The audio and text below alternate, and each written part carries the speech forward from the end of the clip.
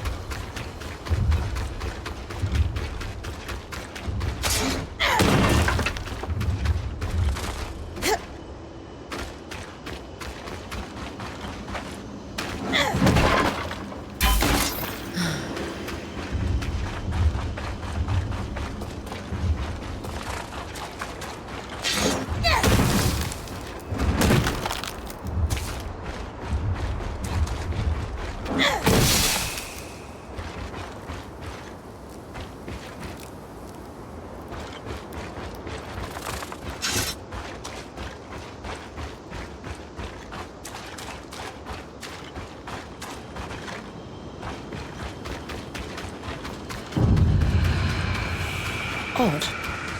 That ark's just standing there. No sign of damage, but there's something lodged in the back plate. It's clean. So technical. I'll take a look later.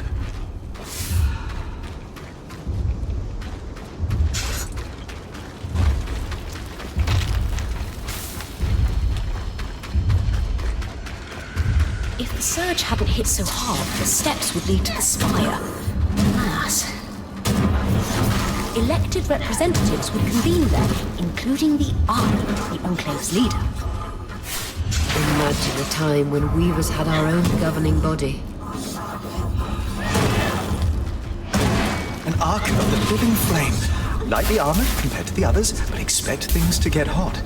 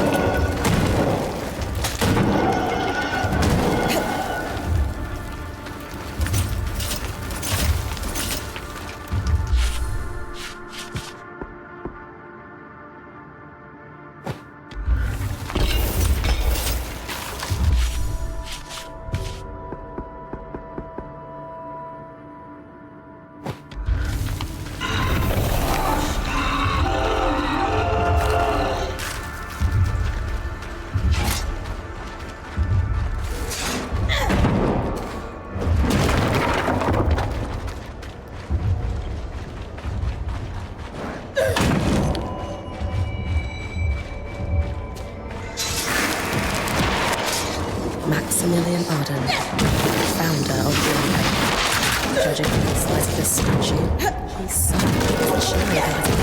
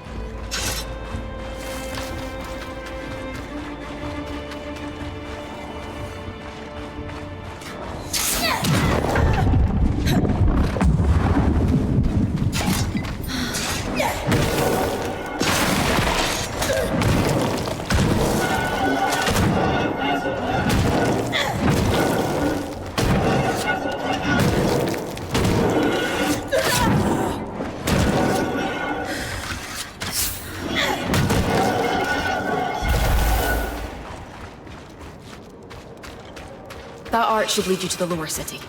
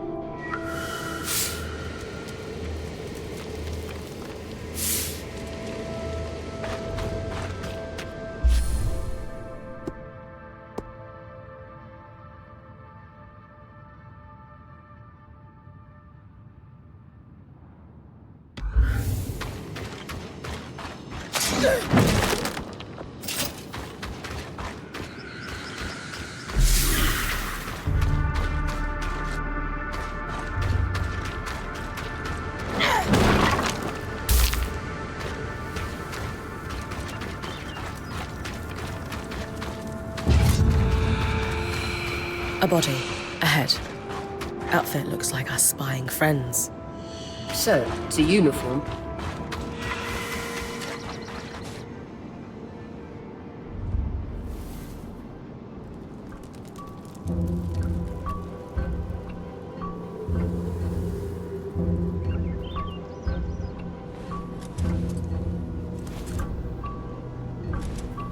There's a note in his pouch.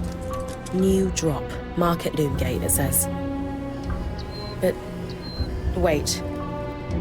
Under his mask, he's scorched.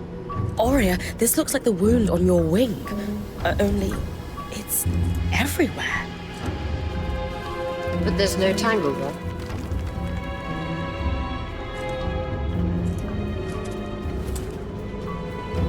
No, it's clear. Concerning. I think we should look into that drop his note mentioned. Especially if it's near a loom gate.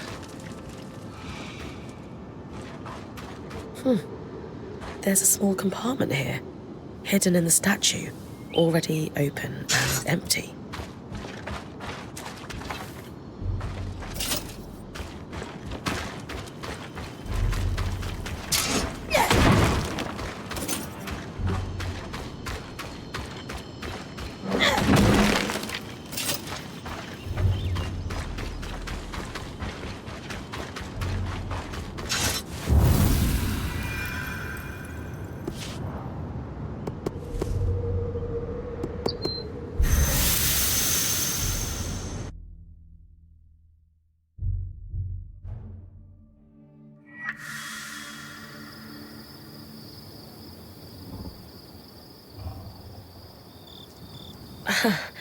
For a band of weavers who just discovered a long-lost city, you don't look very excited.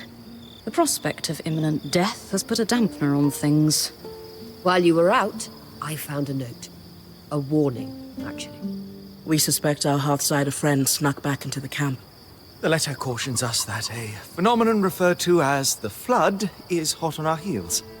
The Flood is essentially a torrential wave of deadly raw magic that will completely overtake the outskirts and Denevron. Apparently this is a cyclical disaster preceded by extreme weather. Anyone caught in it will die, meaning us. The tangle-scorched body you found must have been killed by it. Hence, we're taking the warning seriously.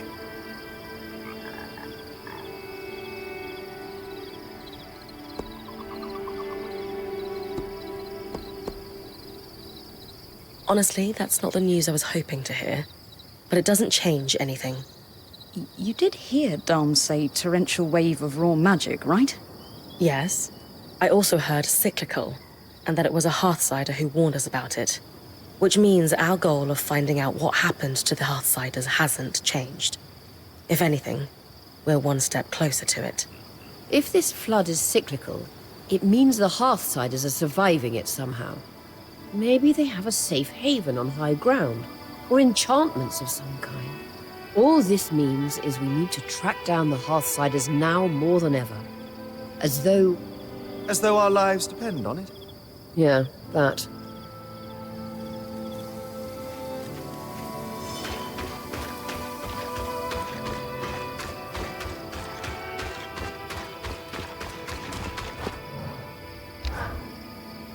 An abandoned city like Denevron. It must be full of supplies we could use. Do you think you could maybe grab some things for me? You know I'm happy to help. What do we need? I've noticed there are more arcs in the city. So have I. The upside is, according to Lane's logs, the ones carrying shields could be scavenged for assault. A metal we could use to reinforce all kinds of gear and facilities. A little heat would help in prying it off the arcs. All right. I'll come back as soon as I have some. Great. Thanks, Bryn.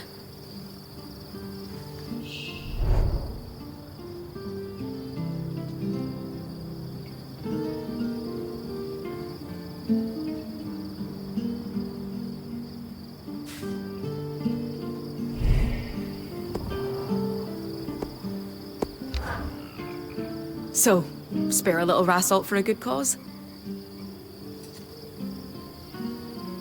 Right here. Perfect! I was actually thinking it would be good to start stockpiling some Akala hide. The nights get pretty cold here, and we could use it to reinforce our tents and blankets for warmth. I'll be back in no time. Thanks, Bryn. Please, hurry.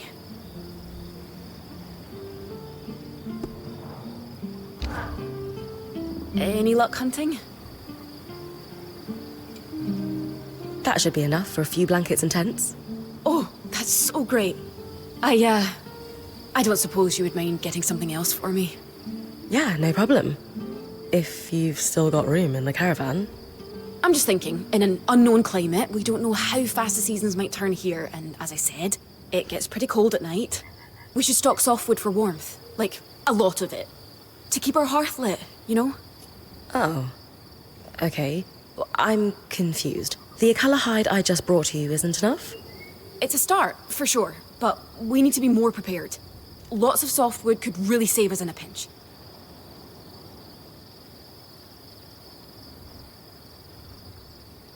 Hey, I mean, preparedness is literally your wheelhouse, so I trust you. And finding treasure is mine. I've got your back no matter what. Good. I hope it's not too much. All right. I guess I'll be back then. Thanks, Bryn.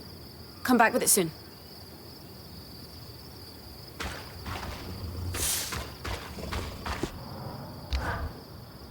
Did you manage to find enough softwood?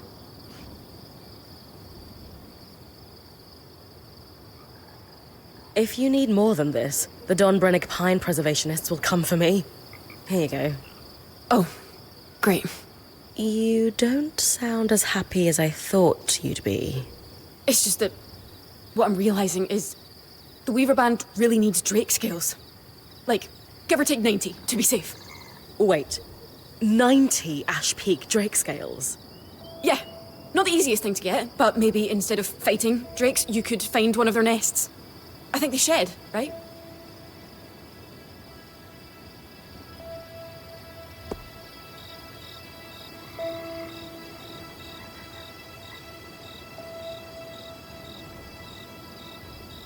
Kaz, I don't think drakes leave their nests unattended.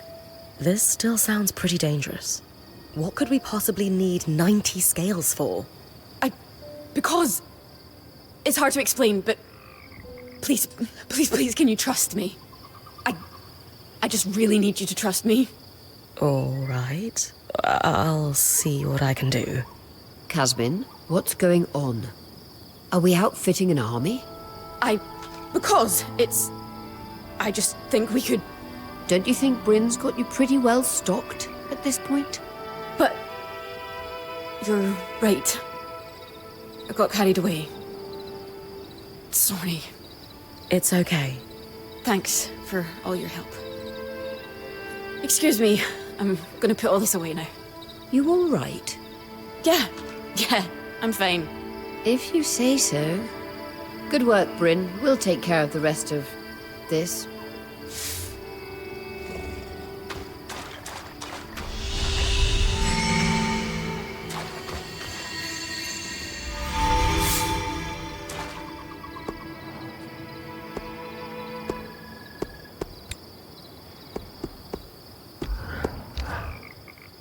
Hey, Bryn.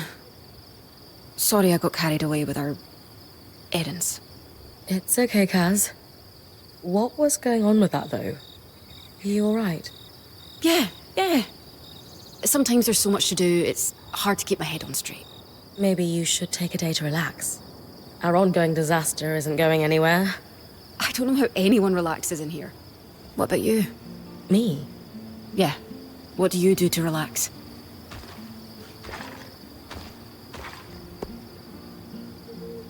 You know, the forest around the camp is actually pretty nice. When I need to clear my head, I just take a short walk. The sound of rushing water from the brook is lovely. It always brings me peace. The growl of a Akala stalking you in those treks doesn't pull you out of meditation? Nah, it comes with the territory. I'll stick to the campsite. When all else fails, a nap always helps too. For Ashar, maybe. As a Kashar, I don't need as much sleep as the rest of you. Sure, but you need some kind of break from time to time, Casmin. I'll think about it.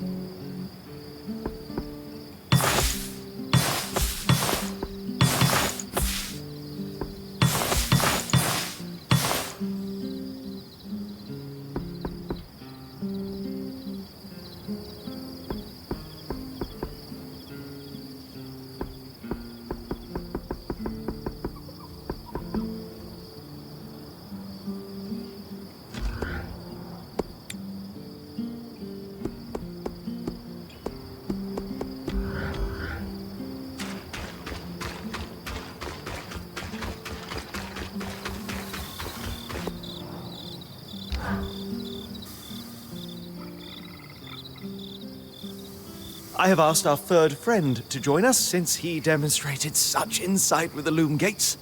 It was just a lucky guess. Nonsense. The loom gate works. Enough said. Gents, the, thingy? Dom said you found it attached to an arc. One that was shut down. No sign of damage, but this part came off easily. Safe to assume it wasn't part of the original construction, then. The arcs are famously durable. Bryn, think back. How does it compare to the arc we found outside the Veil? Exactly the same. Completely motionless. At least, at first. We should take another look at our newest friend, then. Care to do the honors?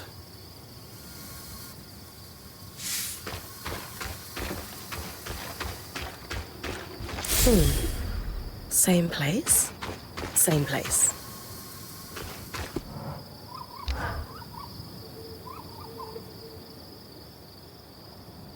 Well observed, Sev. You were correct. Just a lucky guess. Up. No more of that.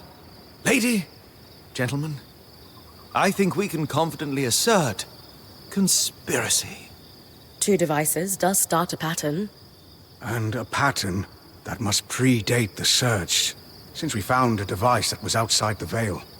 True. That gives us a what and a when, but leaves a whom, a how, and a why. And how many arcs have been affected?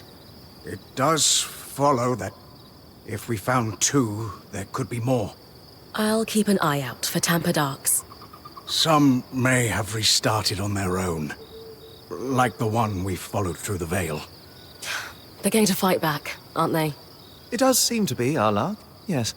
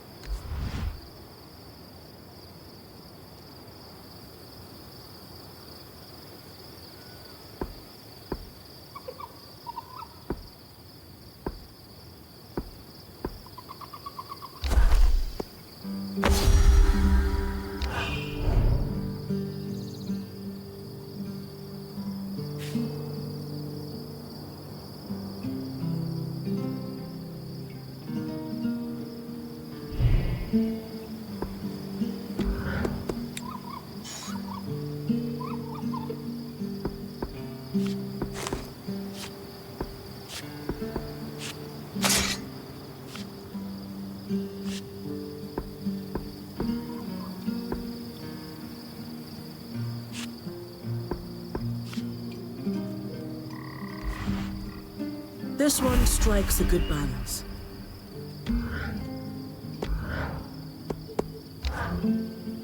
You know, a quality you share with Aurea is your ability to keep a steady eye on the horizon. Any comparison to Aurea is flattering.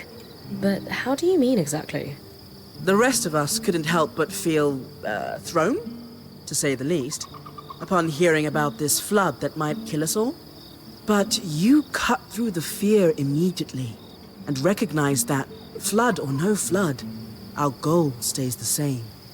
I am a little afraid. But I don't see how worrying accomplishes anything. Exactly. You stay focused on the bigger picture, and you don't let the details throw you off course, however catastrophic they might be. We will find the Hearthsiders in time. I know. I have faith.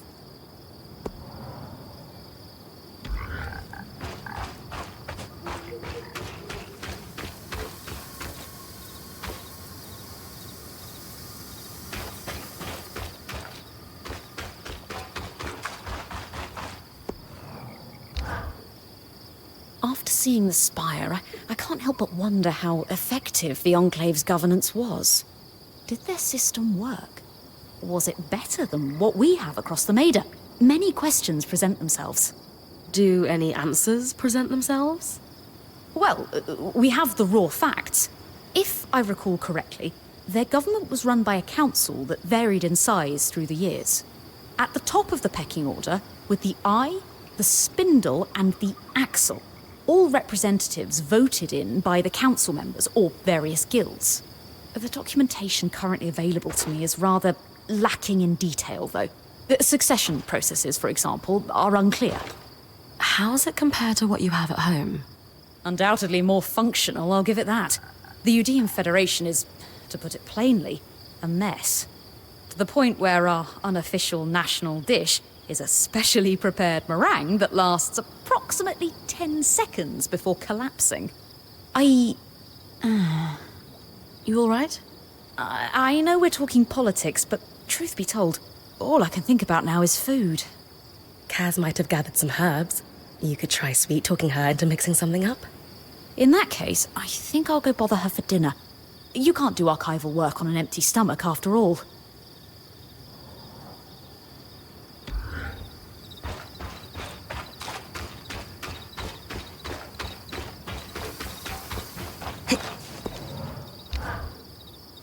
How are you feeling about this whole Archon sabotage investigation, Sev? I am unsettled. The thought of Arks being smuggled out of the Enclave makes me wonder what else was happening just before the surge.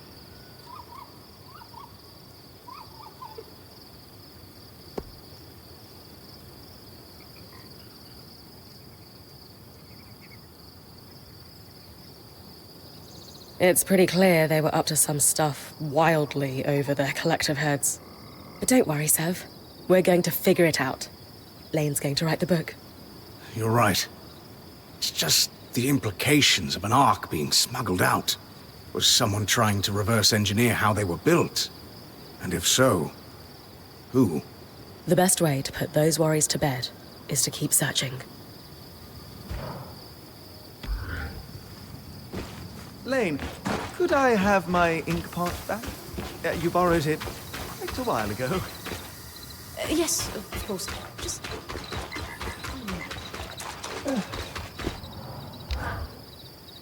I keep thinking about that dead body you found. Me too. It's hard to forget. Aside from the obvious, what bothers me most is they didn't have a scry to rescue them. If the Hearthsiders have fallen so far as to have lost that capability, it's troubling.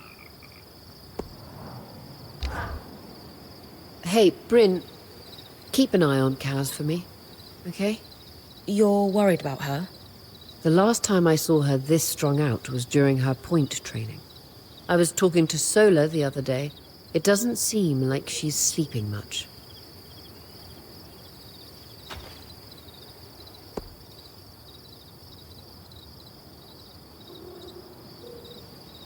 Casman isn't someone I'd describe as easygoing on a normal day. What exactly has you worried? Some of the things she was asking you for, we just don't need. Or at least not in those quantities. 90 Ash Peak Drake scales did seem like a stretch. Normally she's more deliberate in her backstocking. This feels irrational. had no idea Casmin was training to become a point. Why didn't she? She was supposed to be my replacement. I was training her until about 6 months before you joined. Then, out of nowhere, she stopped. She said it was because of stress, but You don't believe her. I just always had this feeling that there was something she wasn't telling me.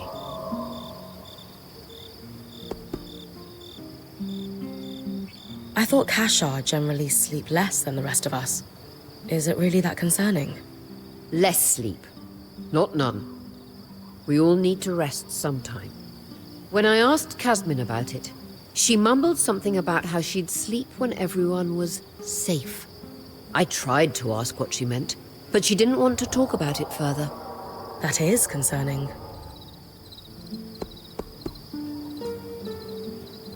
I'll let you know if I notice anything. Don't worry. I'm sure Casmin will be fine. You're probably right. Just keep your eyes open. She seems to open up to you more than the rest of us.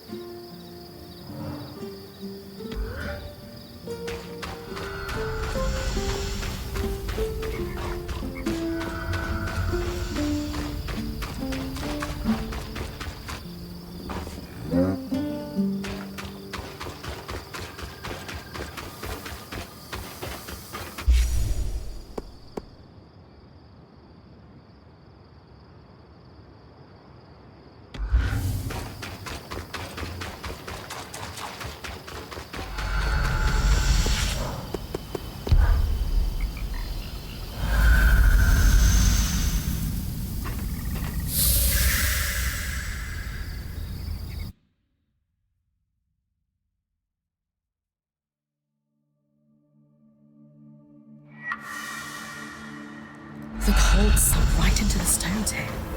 This is why we use wattle and daub back home. Insulates properly.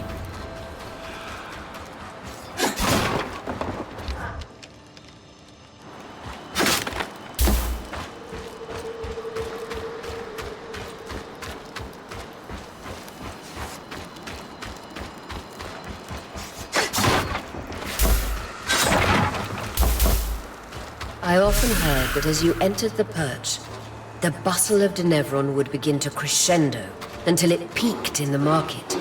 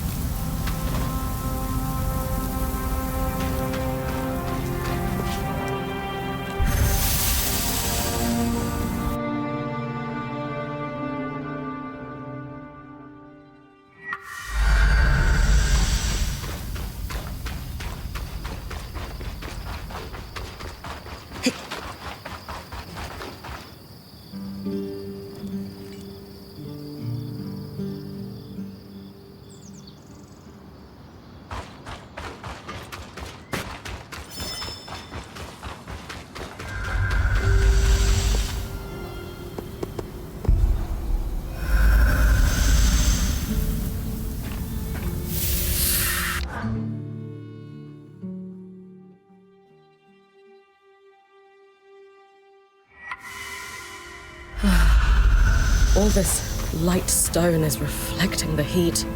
It would be so much worse if it were absorbing it.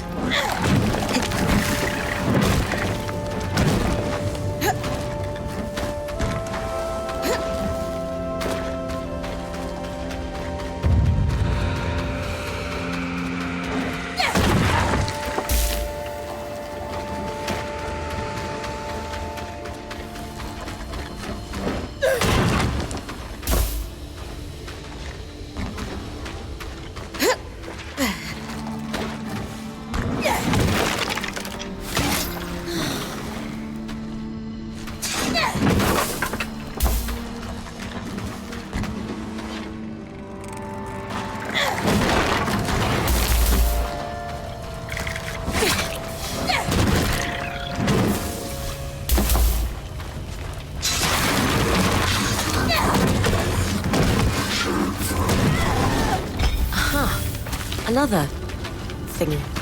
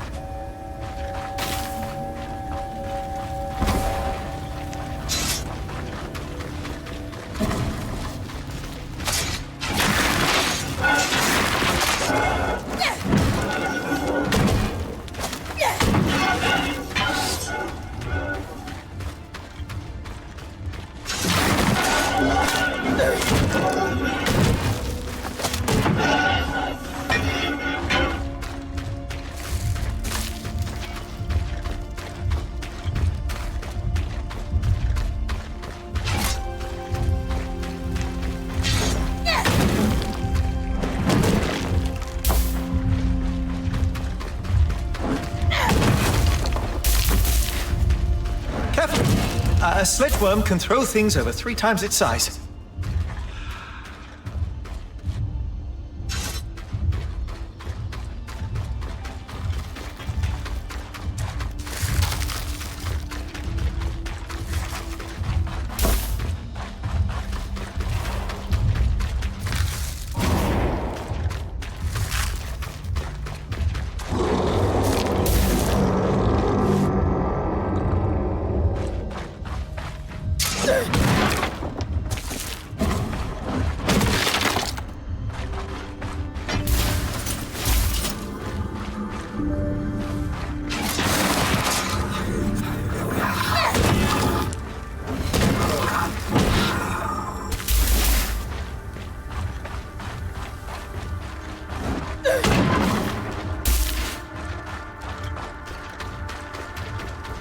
The Tattered Mantle.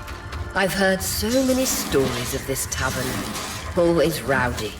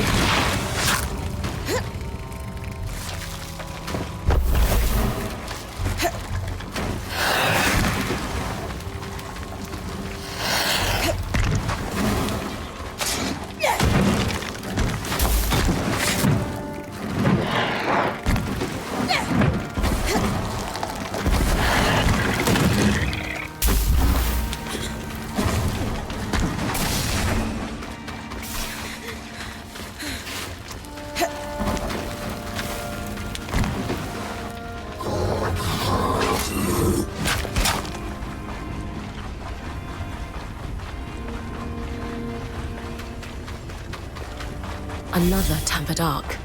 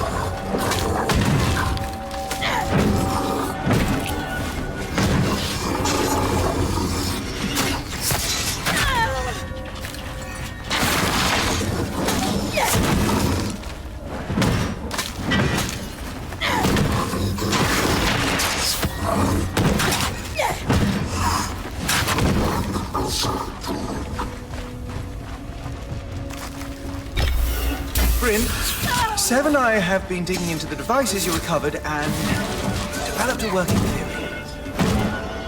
We'll test it against the ones you found in the field.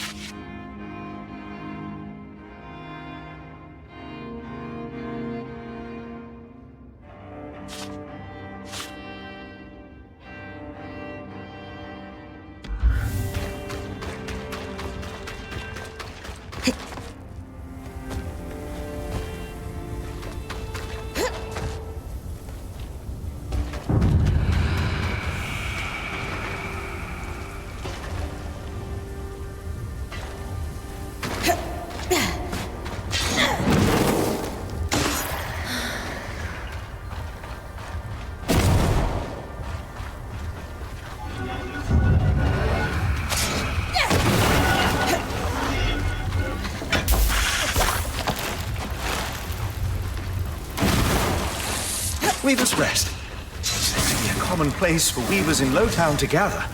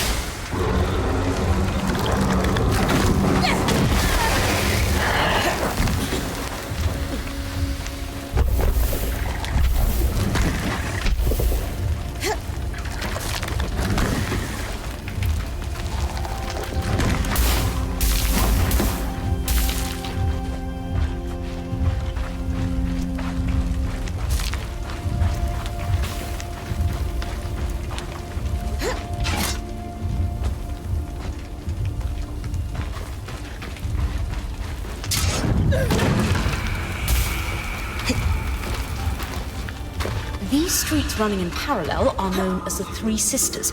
Many weavers hosteled here.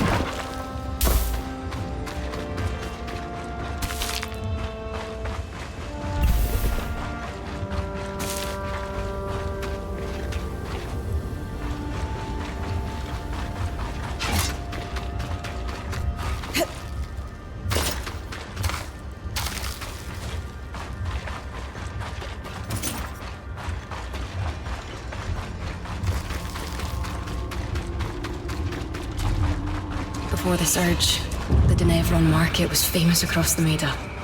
Caravans left the Enclave with enchanted treasures.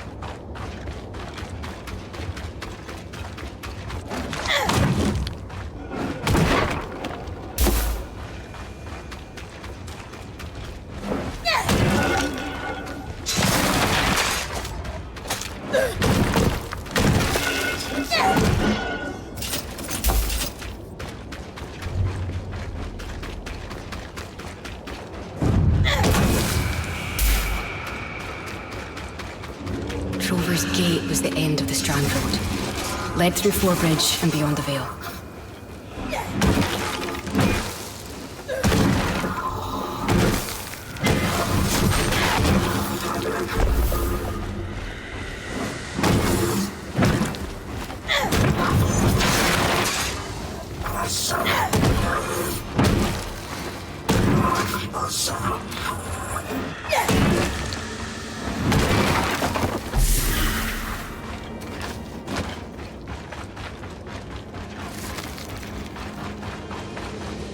End of the lifeline, Bryn.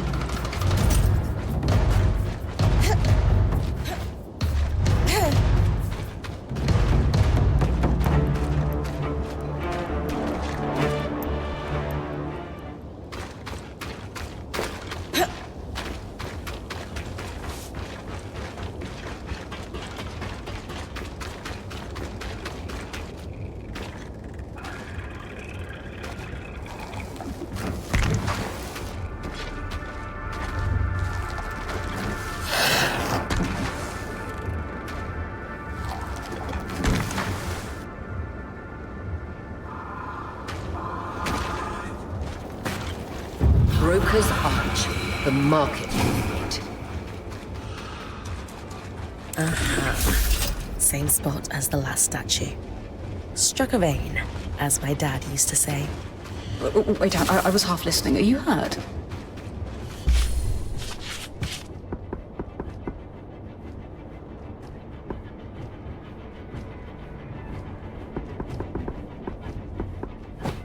Metaphor. Her dad was a miner.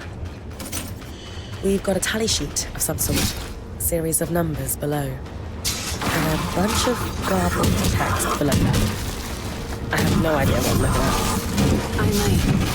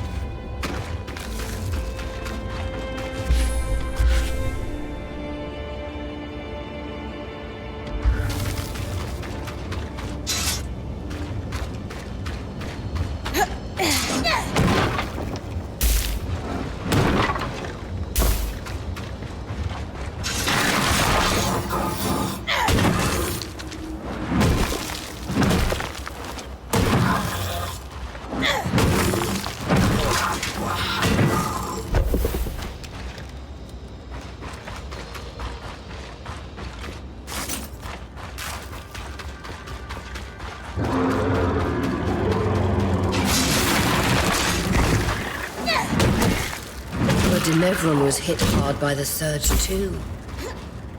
Perhaps even harder. It looks as though it's been ripped apart.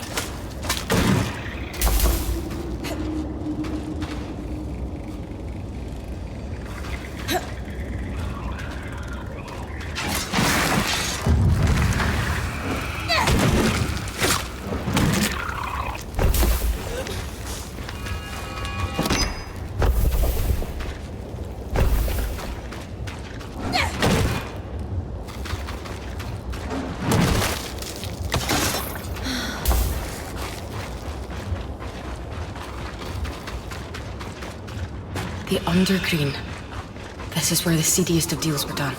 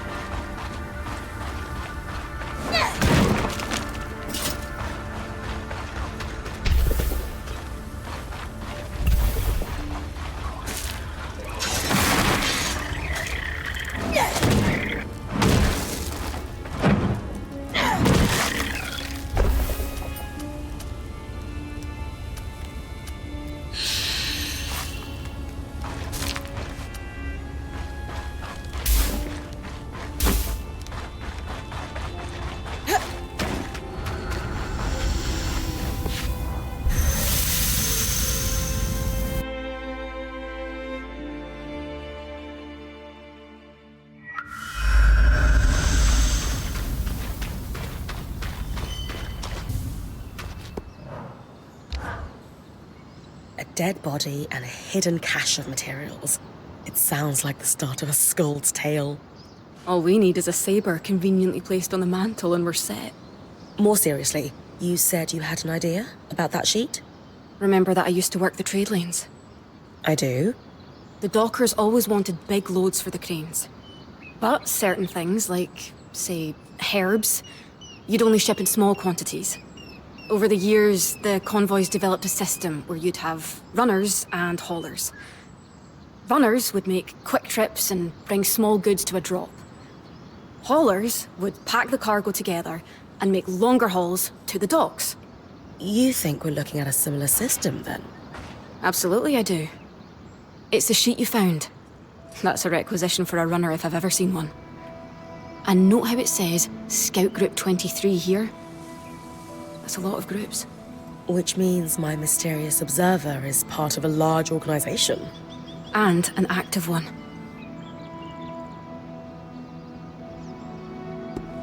When you say requisition... Think of it like an order. Bread, cheese, carrots. But left at the drop for the runner to prioritize before the next gather. It takes forethought. There's necessary lag between the order going out and being filled. But any logistician worth their salt can see a few months ahead and plan accordingly.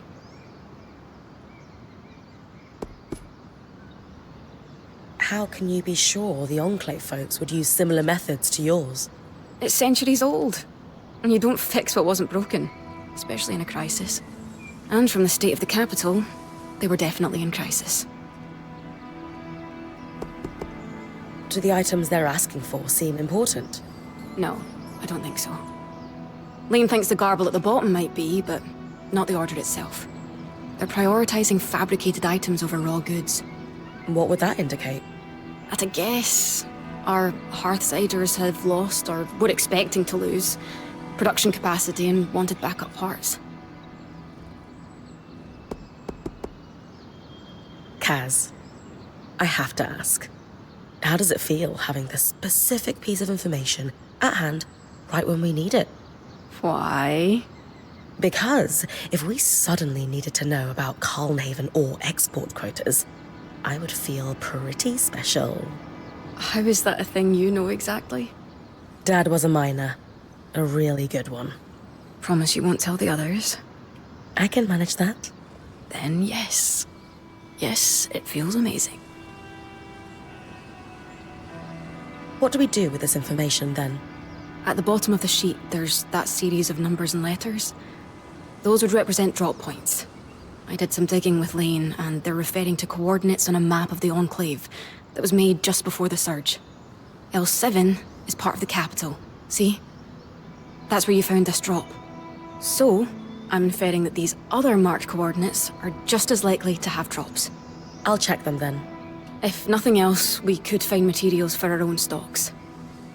But I'm hoping there's more. Maybe where our Hearthsiders are hiding. Also, Lane was looking over the orders and wanted to talk to you about the writing along the bottom. More drops, and talk to Lane. Got it.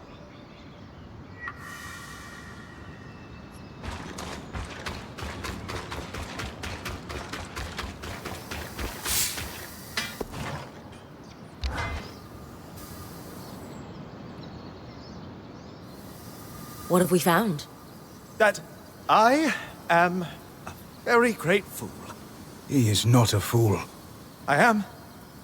Hours trying to unravel the complex enchantments in each of these devices, and Sev here, paragon of clarity, points out a single point of commonality so mundane I had ignored it.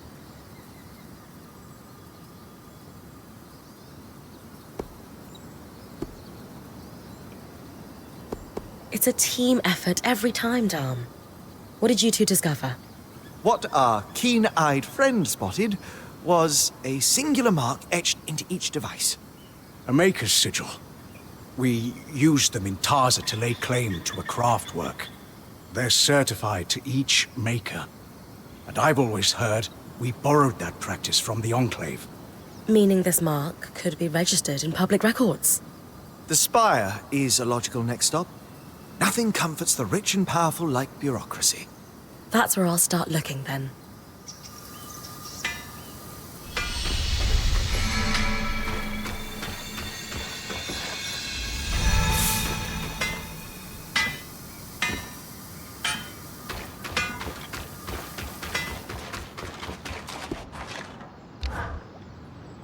You wanted to talk about the supply orders? Indeed. It's about the gibberish along the bottom. Notice how the writing is in a different hand. Yes, I can see that. We're looking at a cipher. Someone sharing encoded notes.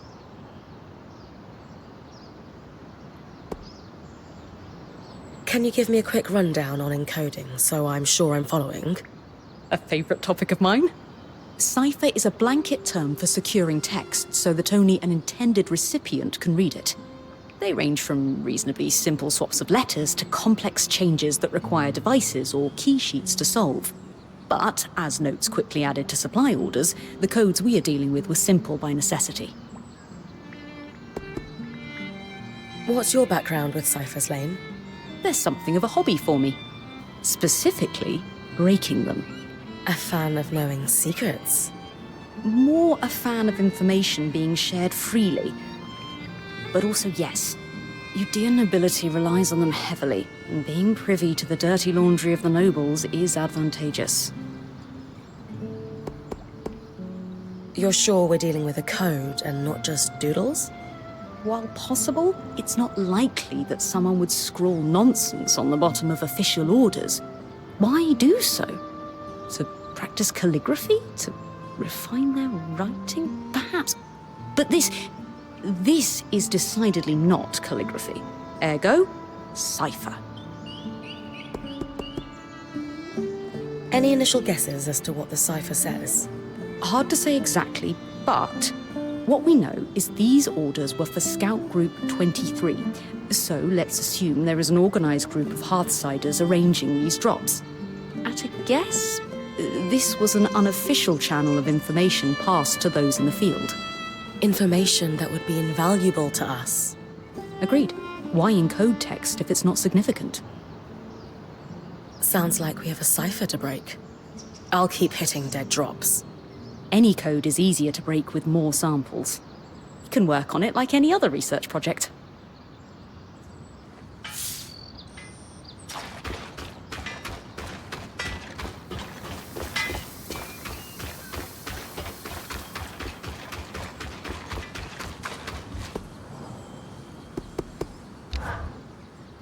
Do you read a lot of Scald's Tales, Kaz?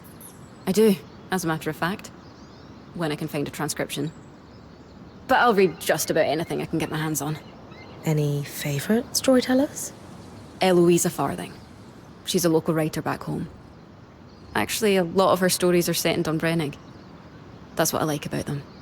No matter where I am in the world, I can curl up with passages describing our rainy summers or stormy winters. And it's like I'm home. That's beautiful. Though the weather in Dunbrennig sounds terrible. It is. What about you? Are you much of a reader?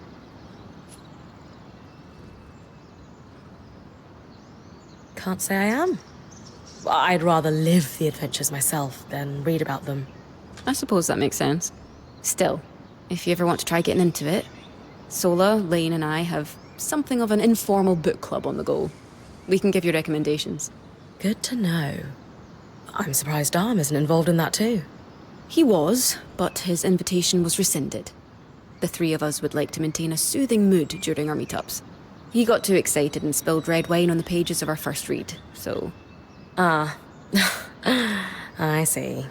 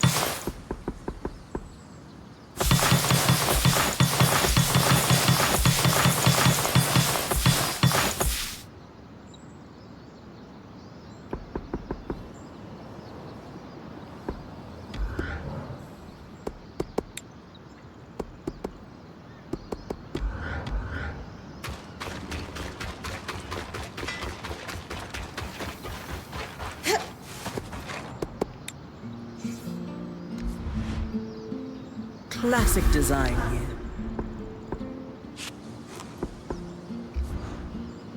out from a distance, and they'll never know you were there.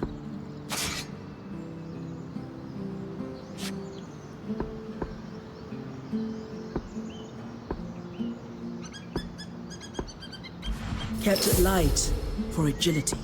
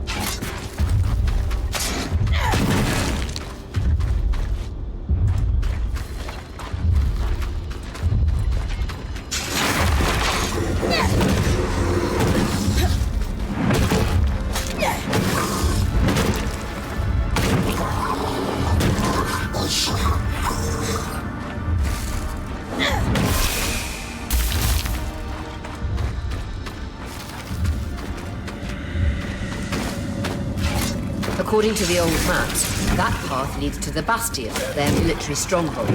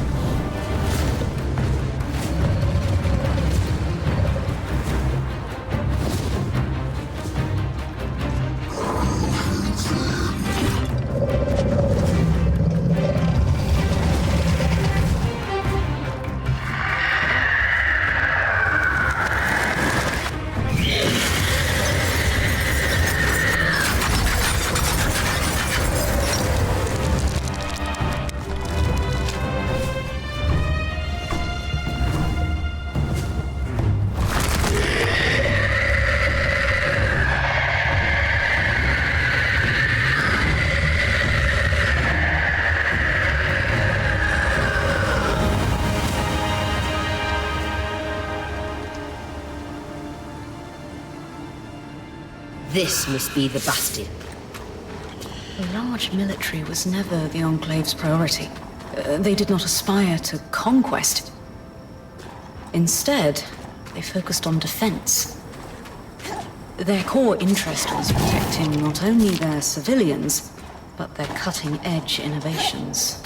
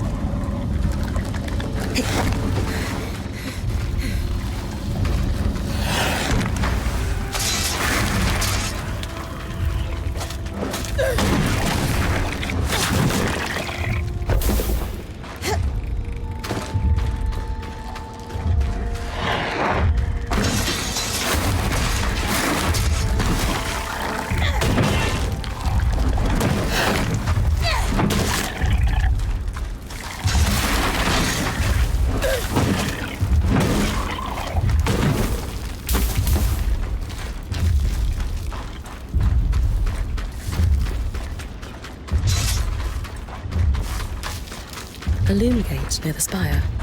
Probably for the Enclave's council members. Might not be one myself, but I'd better grab a key swatch.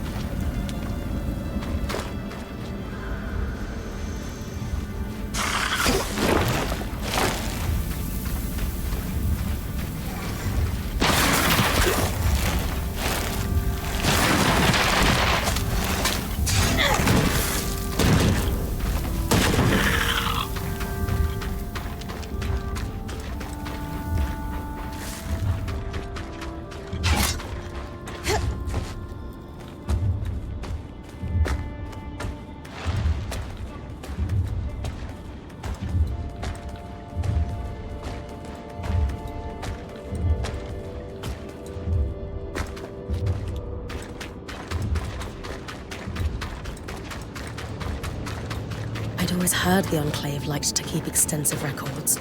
It's a lawkeeper's dream. Let's see if we can find a registry of Maker's sigils. This looks like some kind of evacuation plan. Old. Probably from before the siege. Were they consulting it?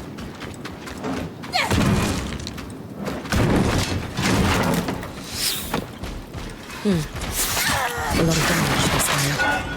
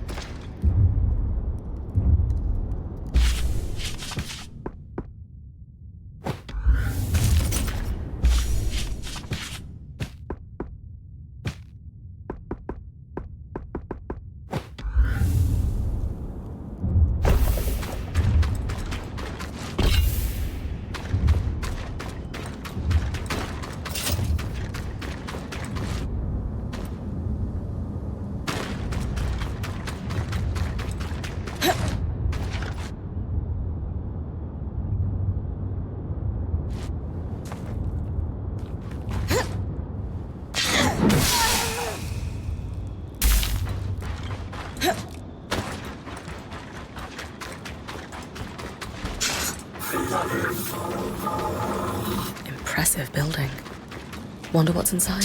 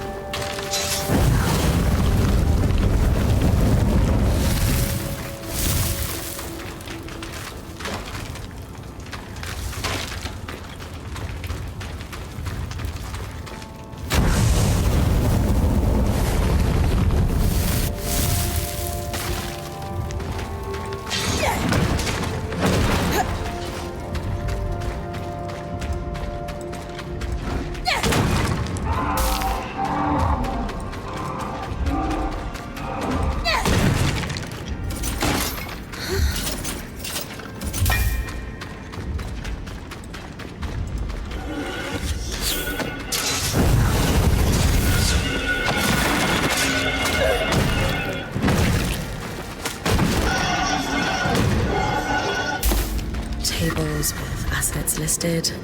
Looks like a tabulation of supply levels. So they need to be from before the surge. According to these notes, they stayed years afterwards.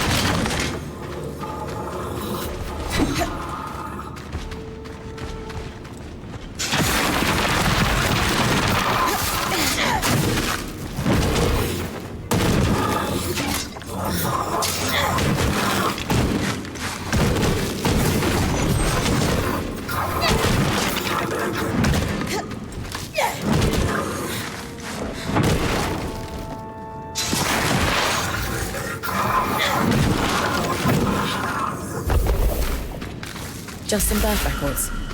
Surprisingly detailed. Invaluable. We'll have to make sure Lane adds them to our archive later. Here we go. Sigils. Ah, found it. Our creator is listed here as Lucia de Crassus. 2 registered workshops, both countable for dangerous materials. She must have had some pull before the surge. One is here in the city, and the other, let's see. I've been there. That frozen town out in Dredger's Mire. Better wear something warm. I think it's important we run this one down, Bryn. The water clock is dripping.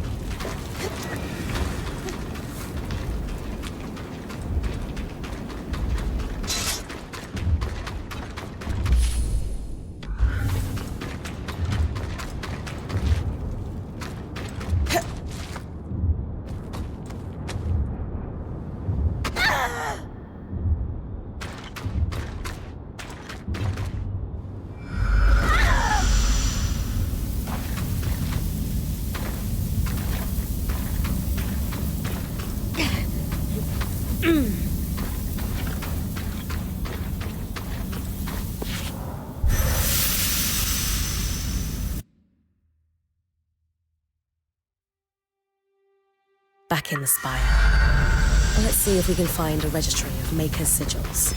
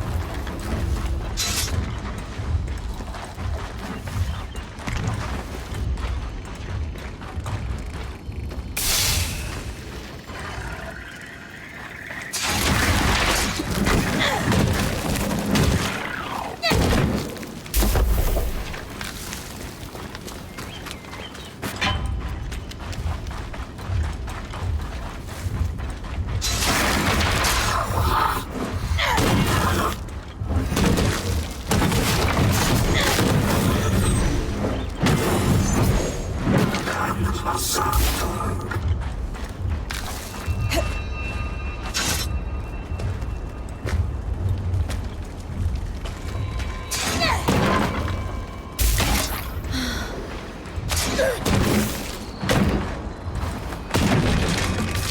record said this place was registered to our enchantress of interest, Lucia. It sure doesn't look like a saboteur or smuggling den. On the workings, Archons by L. de Crassus. Seems promising. Dom? Certainly topical. Probably not enough to go on by itself, though. Still significant.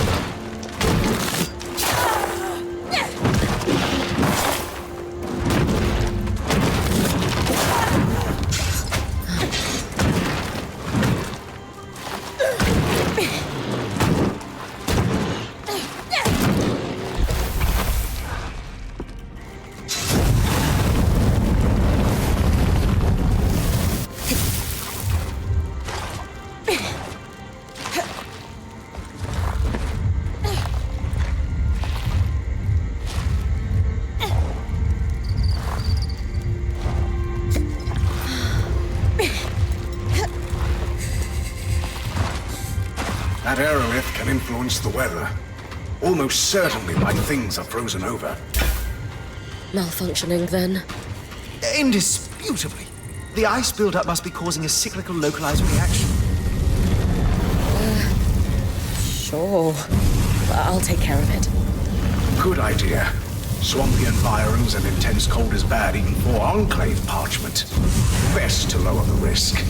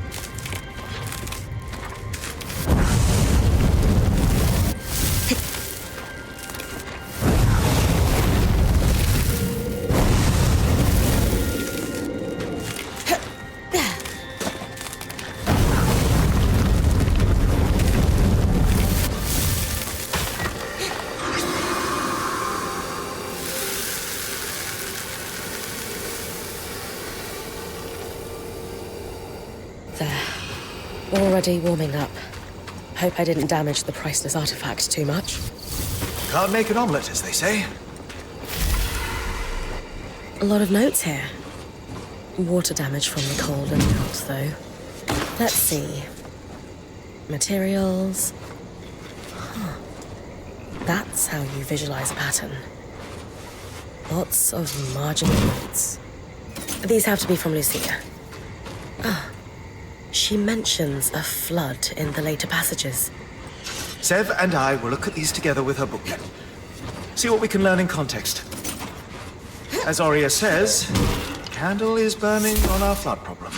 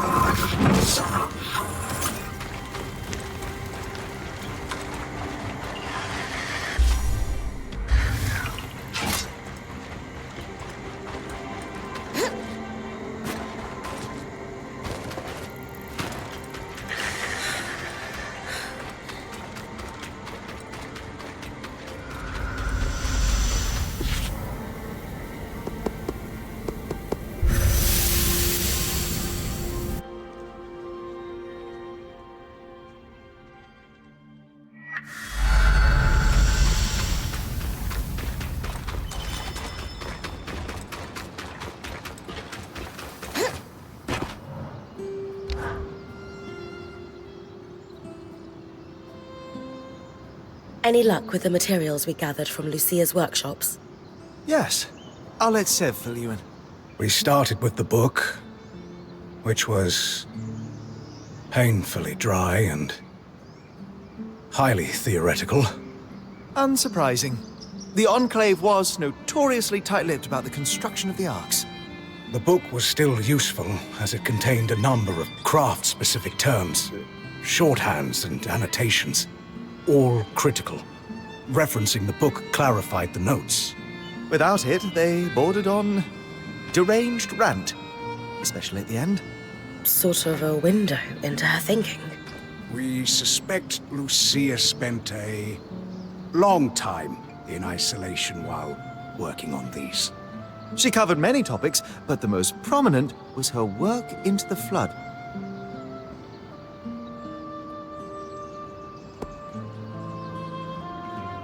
Who exactly was Lucia? It seems like she had a lot going on. Brilliant, but disturbed. She harbored a severe hatred of Enclave leadership, bordering on obsession. Reams of fiercely colorful text, just to say some very rude things, especially about the Eye, their leader. She was also, at one point, one of the most respected enchanters in the Enclave. She worked on something she refused to name, but was clearly of deep significance to the Enclave itself. Called it the source of all our problems.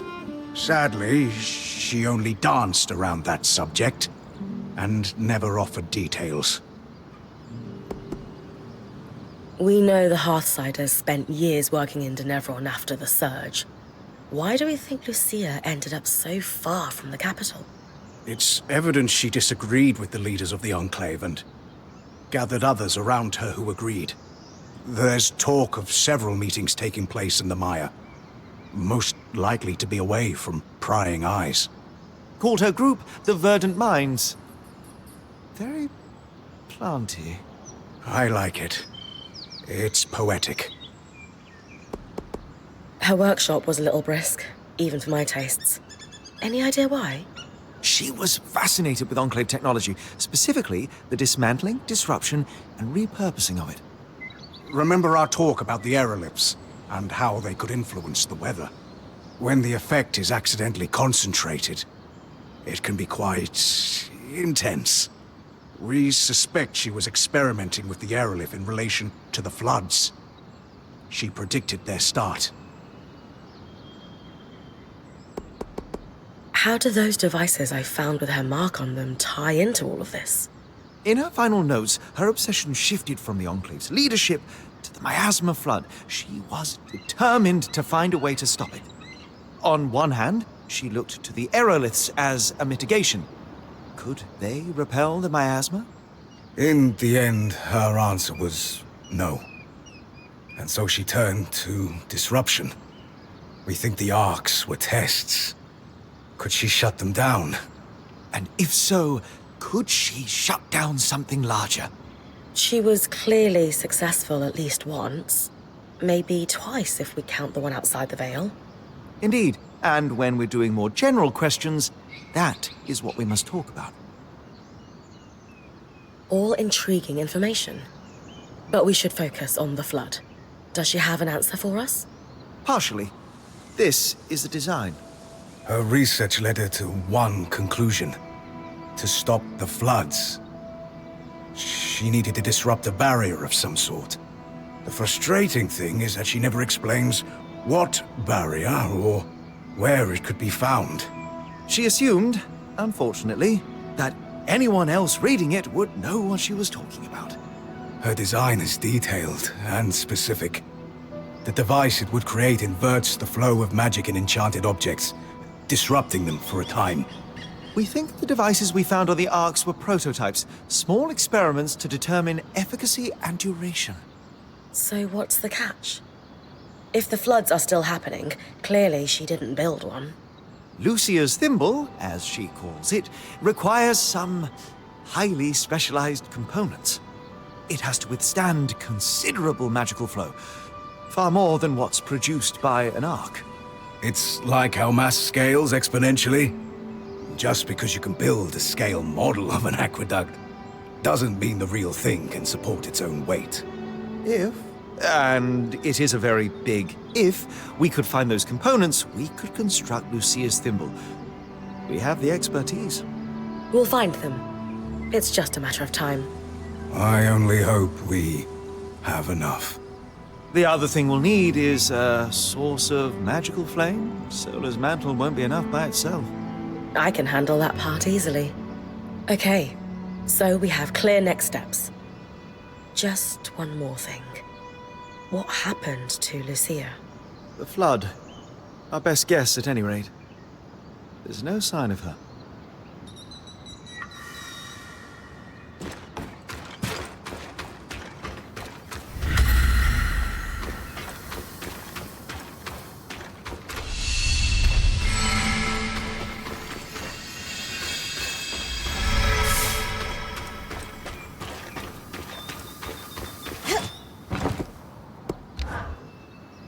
I am going to be poring through Lucia's notes for years. Fascinating stuff. Perhaps not to everyone, but she was a brilliant enchanter. It's not often I read a marginal comment accompanied with a lewd doodle and go, "Flames, that's brilliant."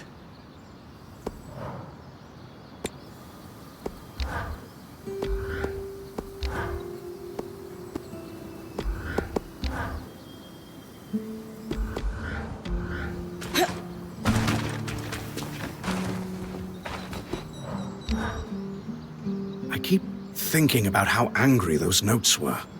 Lucia's? Yes. The tone was acidic, and she clearly felt she'd been betrayed. Not in the general sense. It was personal. I just wish she'd been more clear about by whom.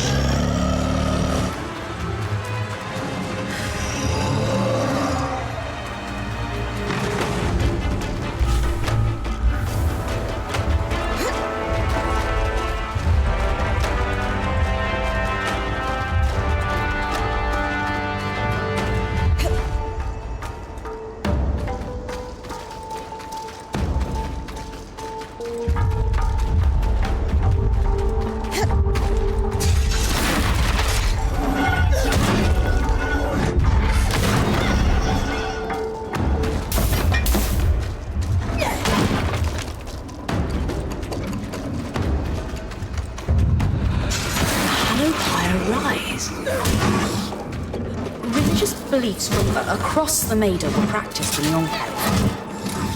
But the Church of the Hallowed Pyre values monuments. They regularly erect temples and shrines. To better spread their influence. Why else would a religion invest in property?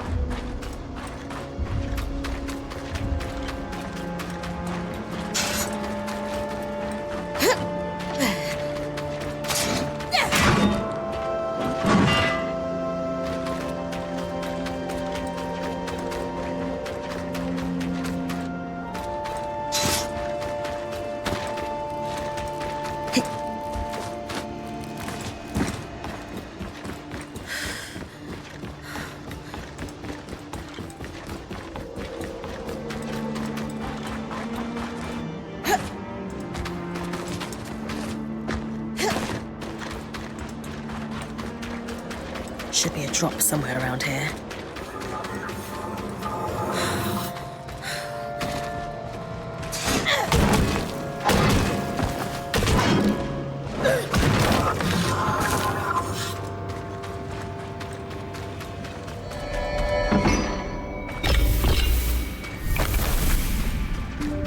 Let's see. Supplies. That's good. More orders. Oh. What's that? Drops will be assigned to specific teams, tracked individually to deal with recent concerns. That's boss talk for we're watching you because someone had their hand on the cookie jar.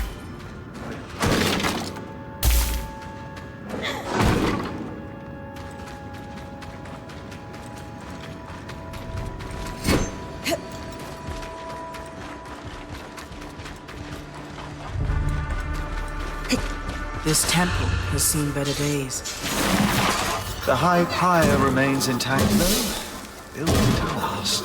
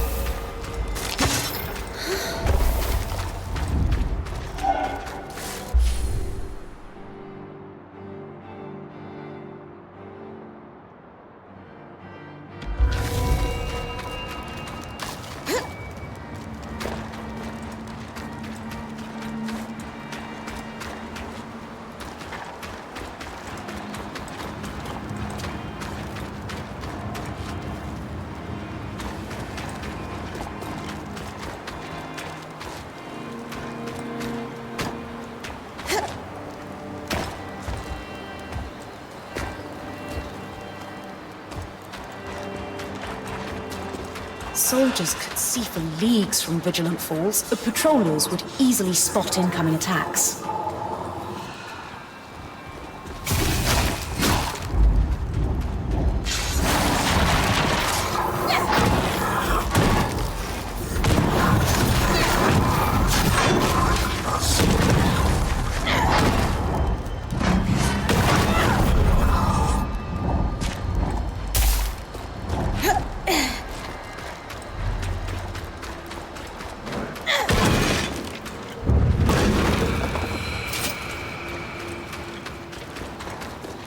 Far jump. Even for you. Too bad I don't have wings. Feathers wouldn't suit your face. Lane, any idea what that pillar is? I did find a reference to the Trial of Fires, a rite of passage for new Bastion Swarm before they could cross over to their new life. Crossing over. Trial of Fires. Unsubtle. Bryn, what happens if you make it hot? Nice work. Pretty involved. Still, you'll have no trouble when it's your turn to head back out in the field. Yeah. Be sure to scour the bastion.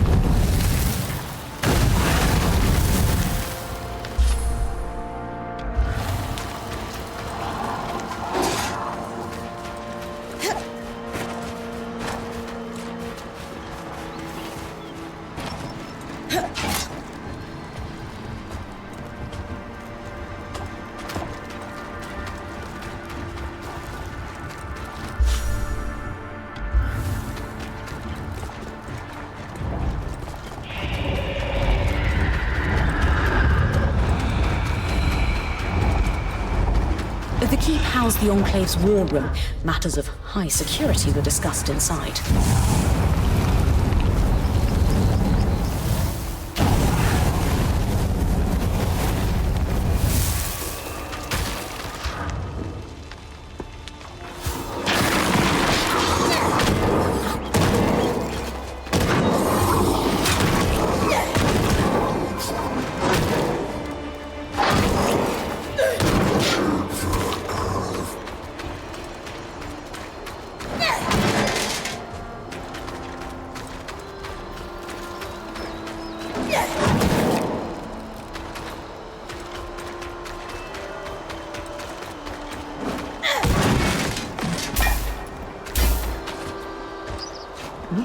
war room. Looks like the recorded minutes of the meetings that took place here. The last one is dated roughly 26 years ago. What was it about? A lot of information was torn off. Casualties got too high due to something they blotted over with ink. And the military commander should execute a defensive measure called Asylum. Asylum. What could that be? Scour the rest of the keep and find out.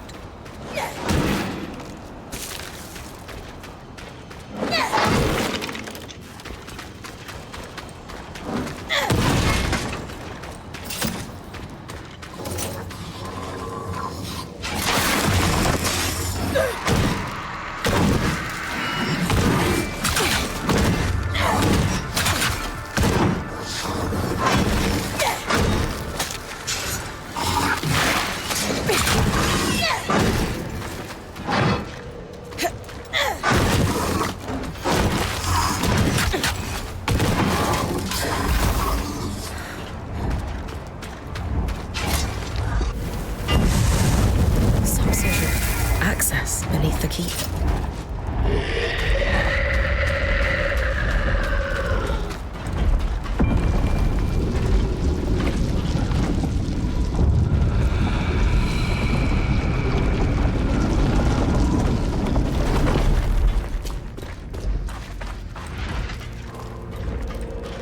A military workshop for enchanters.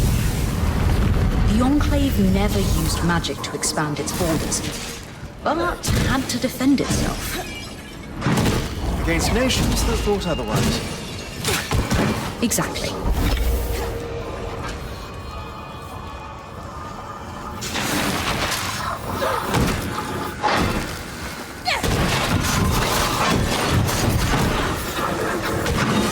Research notes from about 40 years ago, probably from an enchanter that worked here, observing arc degradation.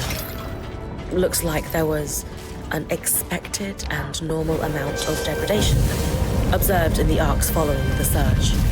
But once the arcs start killing civilians, it says, this is a systemic failure. What could that mean? It means the arcs weren't sent to attack us as a means of defense. They've lost control over them. A final note scrawled on the cover page. The Archons will be no use in Asylum's execution.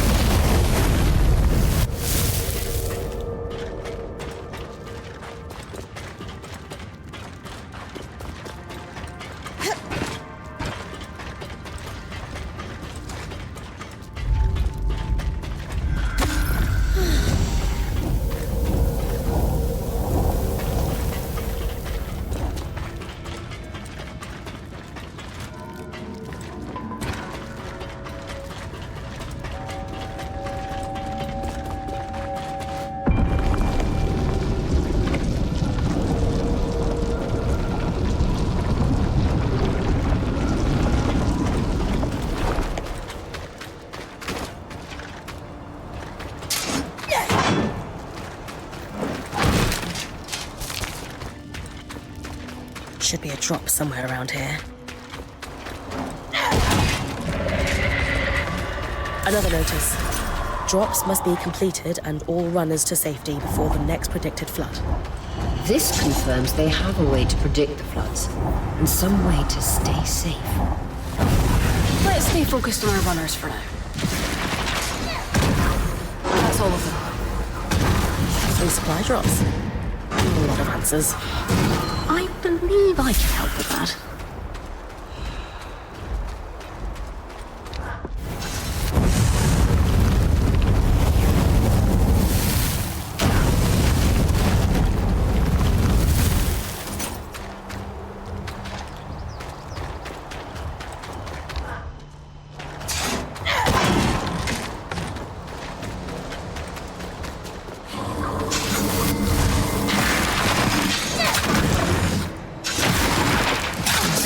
Garrison.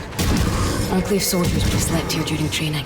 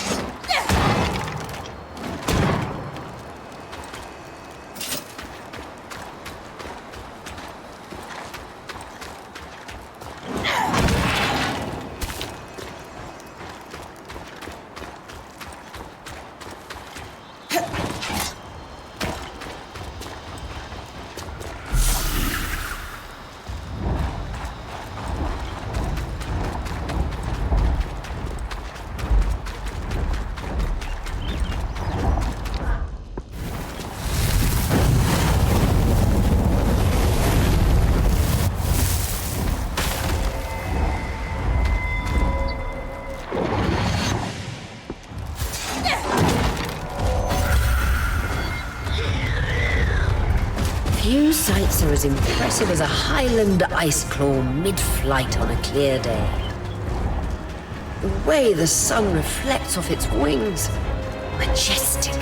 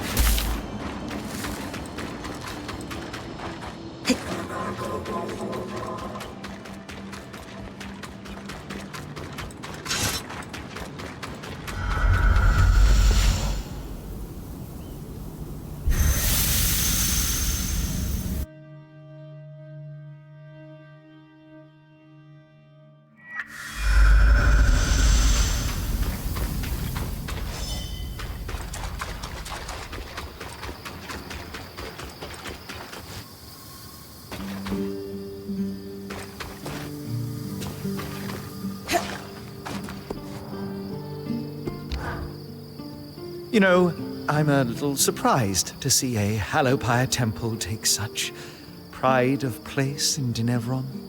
What do you mean? I'd always envisioned the Enclave to be a little more progressive. At least compared to Renland, where I'm from.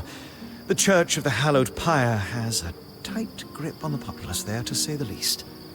Not that there's anything inherently wrong with religion, of course. I'm not going to proclaim myself an authority.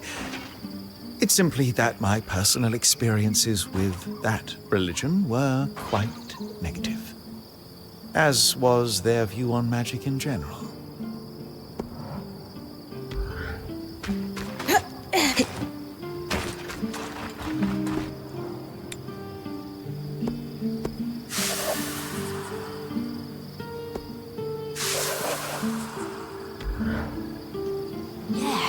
And if the R is with the numbers of false increment that just indicates spaces... Ah! Got it? Yes. I'll translate all that we have and we can discuss it with Casmin. Good stuff, Lane. We need all the information we can get. And valuable insight into post-surge society that developed here.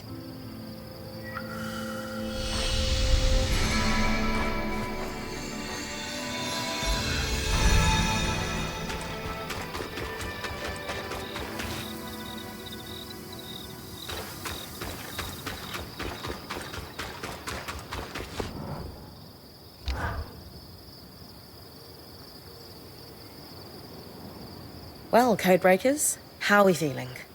Satisfied. We have enjoyed reasonable success. That's Lane's way of saying they crushed it.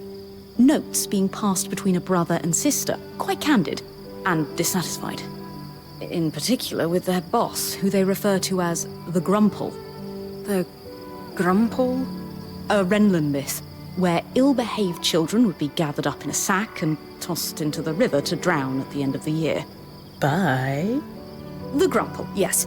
Renland fables prominently feature drowning as a punishment for children. The myth has fallen out of favor in recent decades, though. Ren society is less forgiving of flights of fancy. The Grumple. Really? Really. Moving swiftly on. What else did the drop say? Remember that ominous note about tracking individually in specific teams? From the context provided by our hauler, we now know a significant number of Hearthsiders survived the surge. But only just surviving. They relied on the runner-hauler teams. But supplies consistently went missing. There is also a sense that the Enclave was getting increasingly dangerous for the scouts. The floods, of course. With supplies running thin, the supply teams were falling under suspicion of stealing. This pair responded with the entirely reasonable, if exhausting, plan of overperforming. I've done that job, Lane. Sometimes you just need to prove the ass in charge wrong. Indeed. They collected a cache of rare items they were planning to turn in when they felt its size and value would erase any suspicion. Do we know if they turned it in? No, but we know what it was. Or is. And that's where I come in.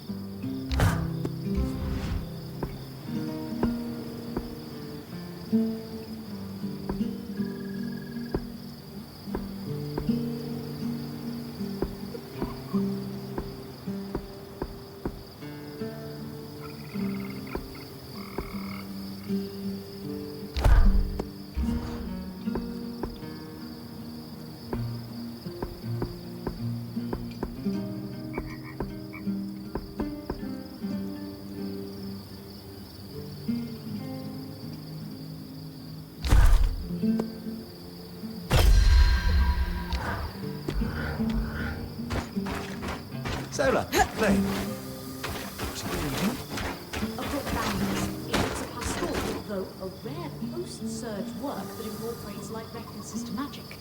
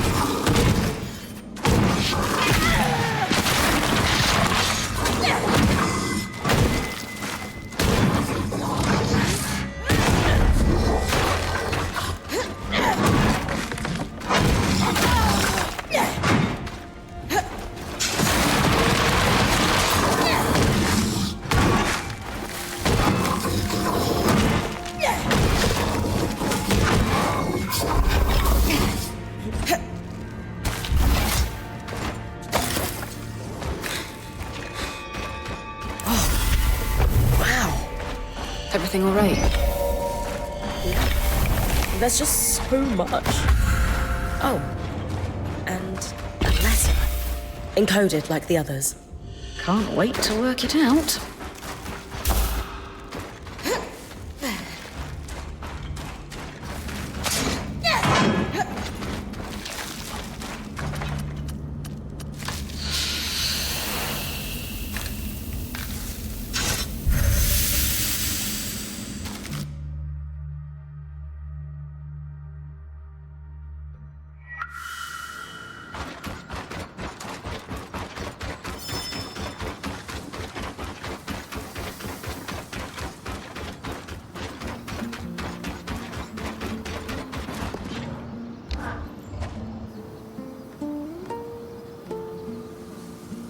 So, the letter. I'm prepared for bad news. How did you know? They were collecting supplies for other survivors. We know someone is out there.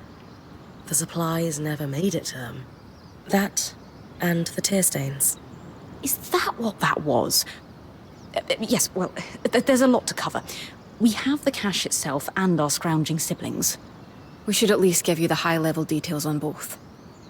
Where do you want to start?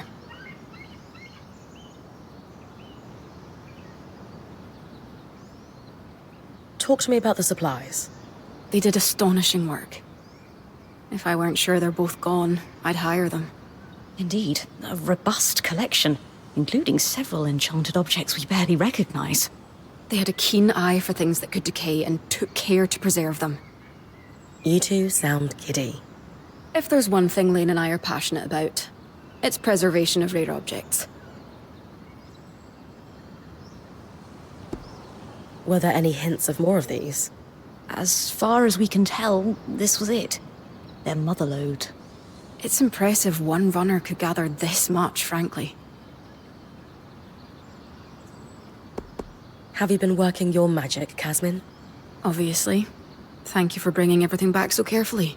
Anything of note? Yes, but let's save that until we've done the other questions. Mysterious. That's enough about the cache. Sure. What did the final note say? Yes, right. It was a farewell. One sibling disappeared. The runner. I thought the runner of the pair was the one we found. So did we. But this last message was a farewell to his sister. Apparently the Grumpole... Really? I know. But apparently their boss had been ordered to stop wasting resources on the search. And so our hauler left this farewell, hoping his sister might find it on the off chance she was alive. He was going to remove all their other messages so their plan wouldn't be found out. We postulate he was on his way to do that When the flood caught him. These people, however many are left, they've really been through it. They might really need our help. They're still organized and have a command structure, but it sounds dysfunctional. Is there anything we could do, do you think? Sadly, no. But their story will live on in our chronicle.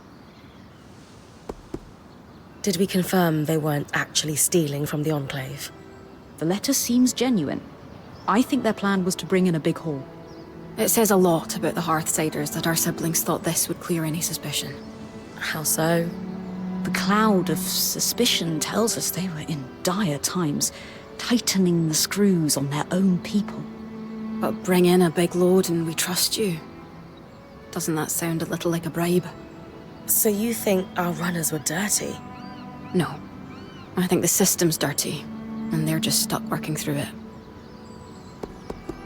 I'm not going to say the name, but do we have any sense of who was giving their orders?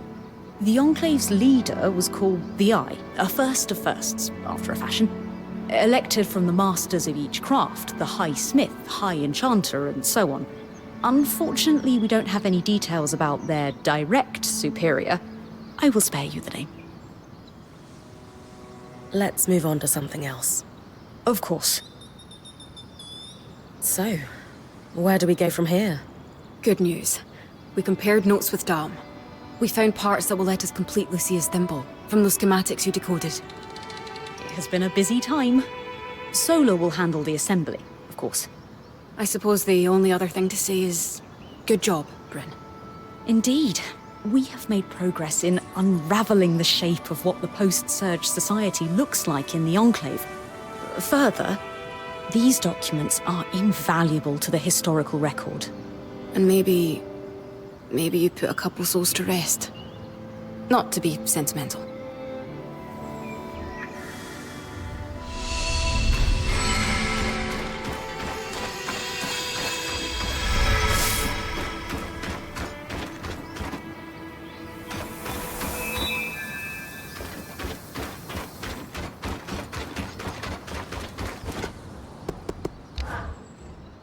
Our supply runners might be why there are so many crates gathered around the city. Why do they reappear, though? Dom and I have a theory. The arcs might still be partially functioning. So, when they're not trying to kill me, they tidy up the place? Like I said, a theory. But that was a big part of what they were built to do.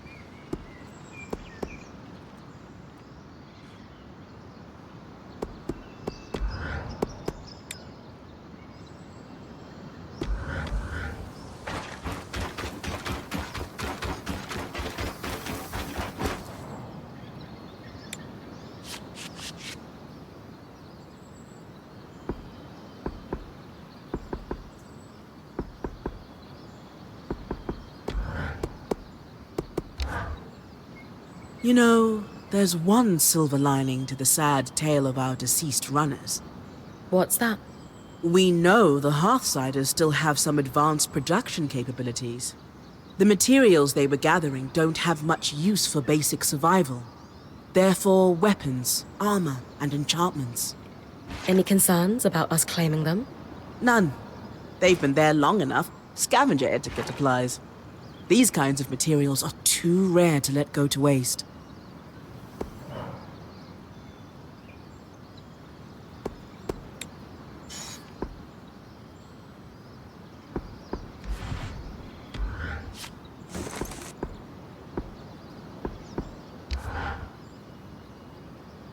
Always refreshing to work with carved materials.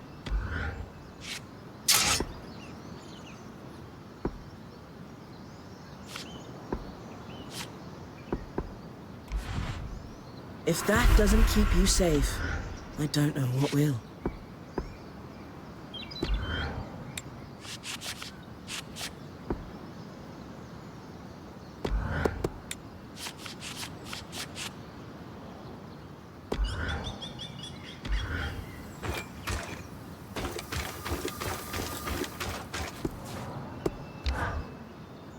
Shame to lose such prodigious runners.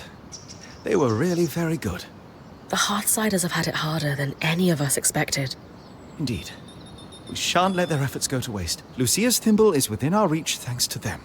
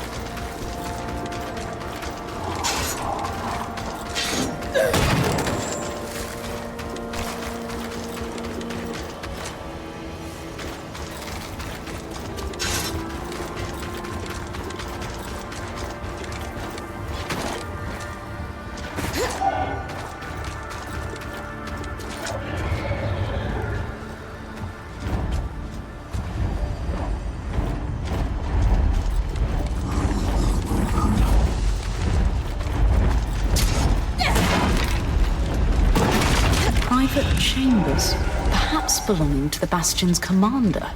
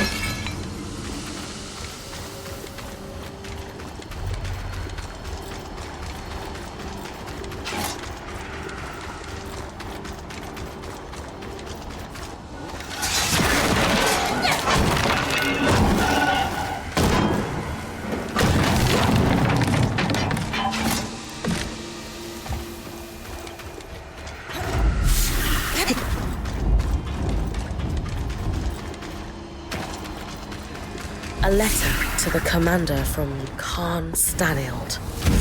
He signed his title beneath the I. Times have necessitated an information blackout. The cause of the casualties must be purged from even the Bastion's most secure records. Furthermore, military personnel are to be separated from civilians unless facilitating the evacuation from Denevron. If word of the problem's true severity spreads across the populace, panic will be uncontrollable. It is imperative that Asylum succeeds. It's a stark picture. All these documents you're finding will be illuminating. I might be able to piece this together soon. But whatever Asylum is, it sounds like a large-scale military endeavor. We should find more evidence of it than just a few papers. I need to keep scouting the Bastion then.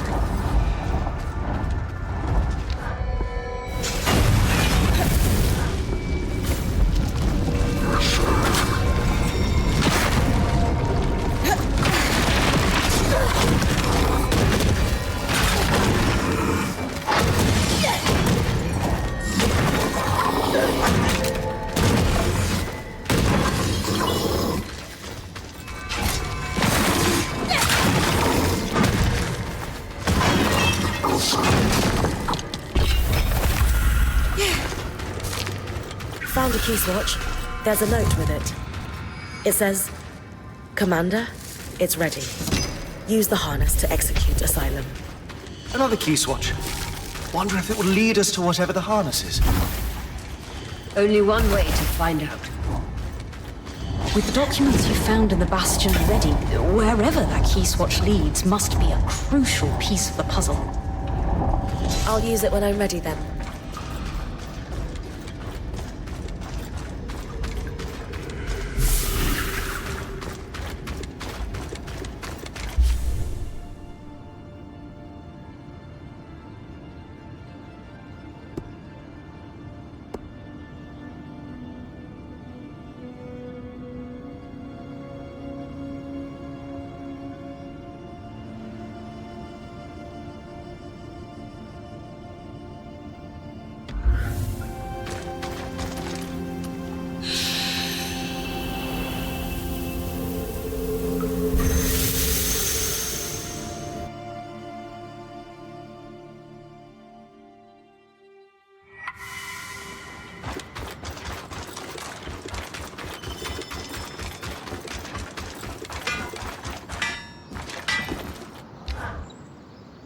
The half-siders are scavenging their own city. Things must be dire. I'm worried about them after that particular discovery. You've a kind heart, Bryn. Though I'll stick to worrying about us, if you don't mind.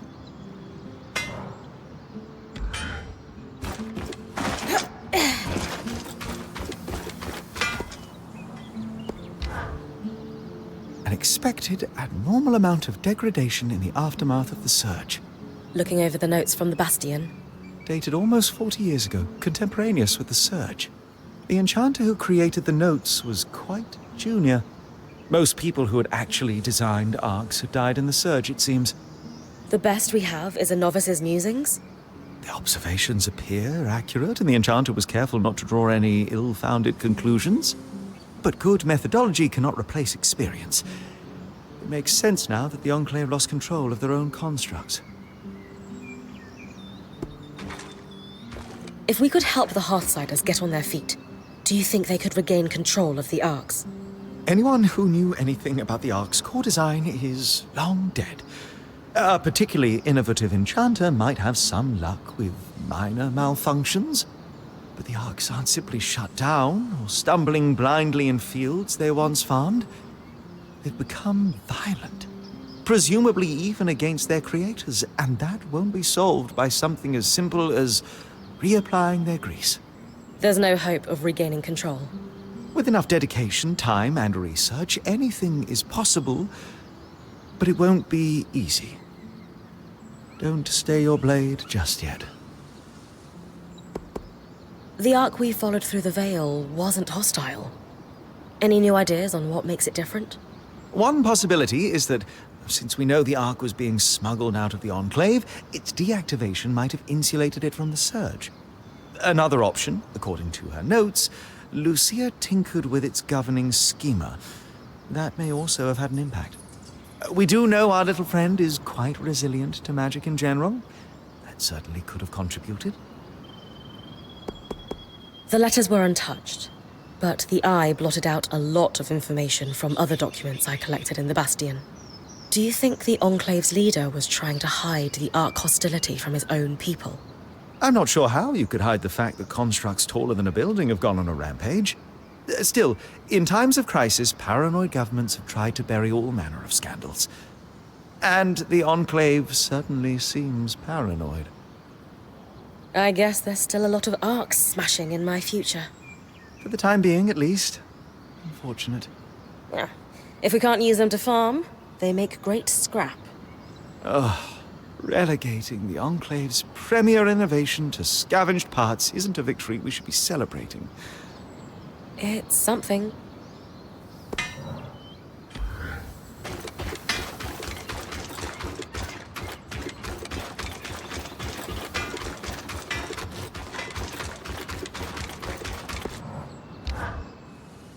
After the surge, no one was even sure that anyone inside the Vale survived.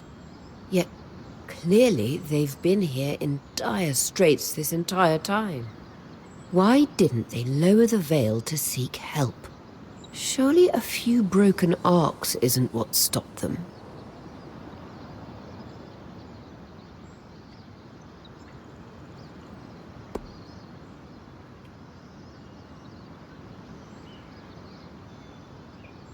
These weavers had to make choices for their own survival since the surge. And they succeeded. Whatever their reasons are for keeping the Vale active, we shouldn't judge them too harshly for it. I agree completely. Still... Never mind. It's silly. Can't help but wonder what life might have been like if they'd lowered the Veil. Not just for them, but for all of us. No matter who you were or where you came from, the Enclave could be your home. After the surge, Weavers didn't just lose the Enclave. We were outcasts in every nation. Not that I need to tell you that. You sacrificed a lot to become a Weaver. The Veil served as a constant reminder that magic was the source of all the world's problems. A convenient scapegoat for every failed leader. And Weavers were an acceptable casualty. And the Hearthsiders just left it there. So we need to find out why.